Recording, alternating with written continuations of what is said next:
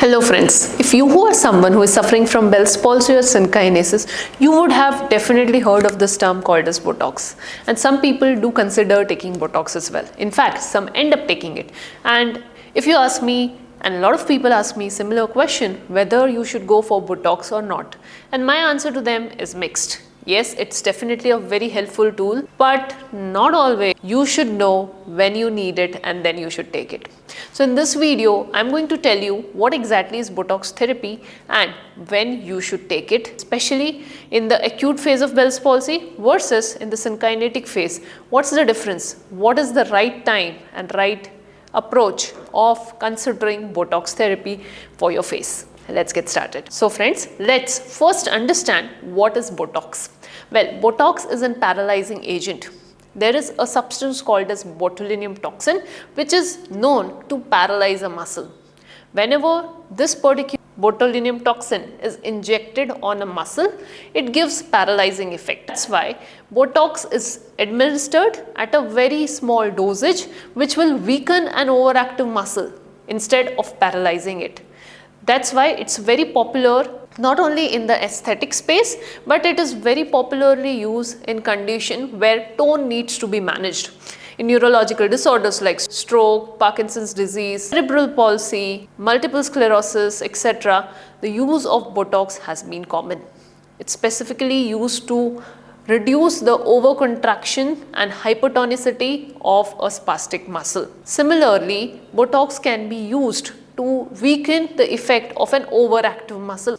And with the same principles, Botox is being applied on facial muscles which has gone through facial paralysis. Now, when it comes to acute phase of Bell's palsy, here are the 4 reasons why Botox needs to be administered. Number 1, to maintain facial symmetry. Now let me explain this. Whenever you get acute Bell's palsy, immediate Bell's palsy, the one side of your face is completely paralyzed. These muscles will be lifeless.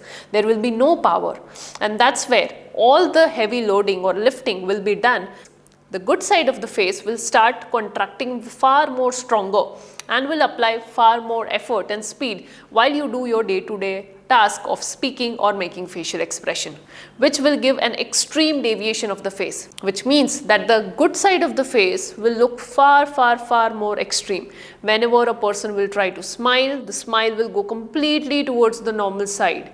Now, to minimize that effect, Botox is used. When Botox is administered on the good side of the face, these muscles mellow down a bit and gives a far more symmetrical look whenever you make facial expressions or when you speak.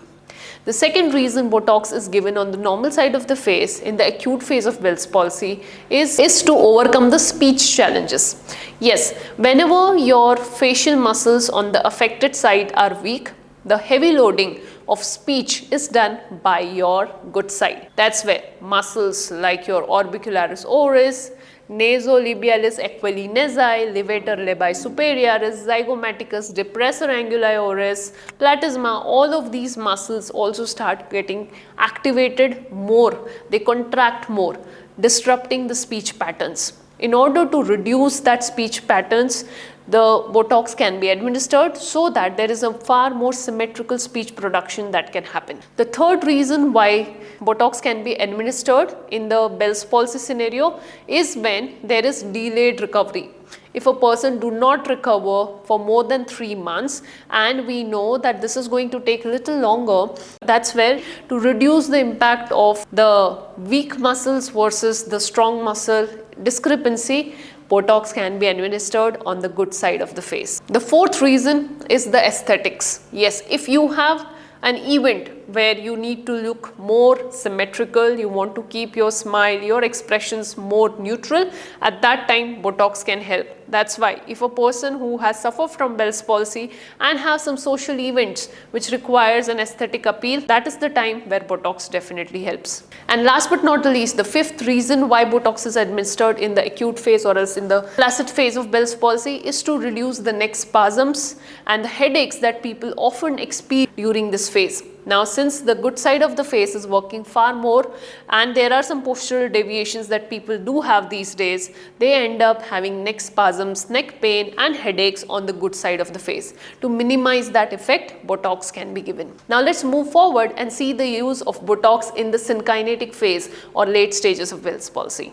Now, in late stage of Bell's palsy, it's not just the strong muscles on the good side of the face, but there is an hypertonicity or hyperactive muscles on the affected side of this face. Here, the doctor needs to make a balance between two sides so that more symmetrical appearance and functions can be achieved. That's where Botox is administered not only on the affected side but also on the non-affected side. The reasons why Botox is given at this stage is number one, to reduce the tone of an hyperactive or hypertonic facial muscles.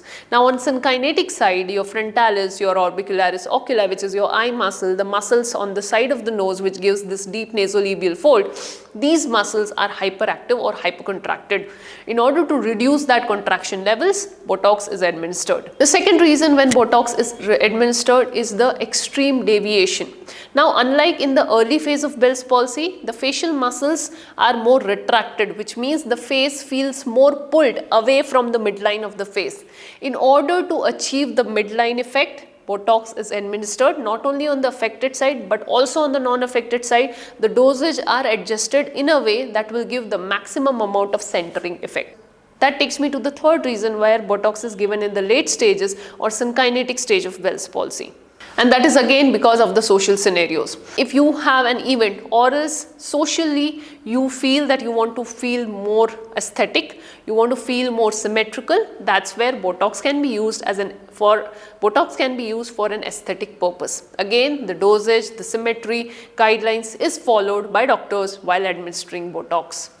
The fourth reason for Botox administration in late stages of Bell's palsy is for your speech. Again, yes, when you have late stage of Bell's palsy, words like p, f, b, m, o, u are variable.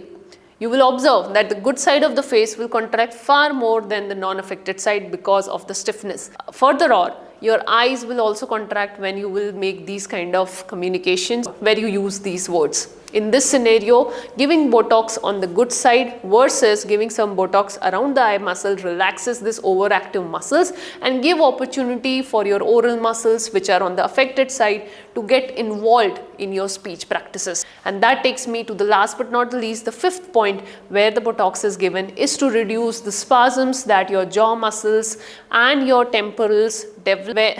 And the last reason why Botox is given in the late stage of Bell's palsy is to mellow down the spasmodic muscles of your neck, your jaw and your forehead region. These muscles are in constant stress and spasms because of the impact that these muscles go through of these synkinetic muscles. The platysma is the most commonest muscle that gets stiff and tight in the late stages of Bell's palsy, giving a more drooped look where that limits the smile capability as well.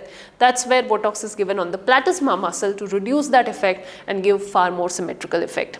So friends, these were the 5 reasons each for the use of Botox in the early phase as well as the synkinetic or late phases of Bell's palsy. In which phase you are at? And have you taken Botox or are you considering taking Botox? Let me know in the comment section below. I would love to read your comments. On that note, I'll end this video here. And if you need help for your Bell's palsy and synkinetic rehabilitation, feel free to reach out to us on www.healthqrehab.com or else you can call us on this phone number which is mentioned in the description box. I'll see you in the next video. Thank you.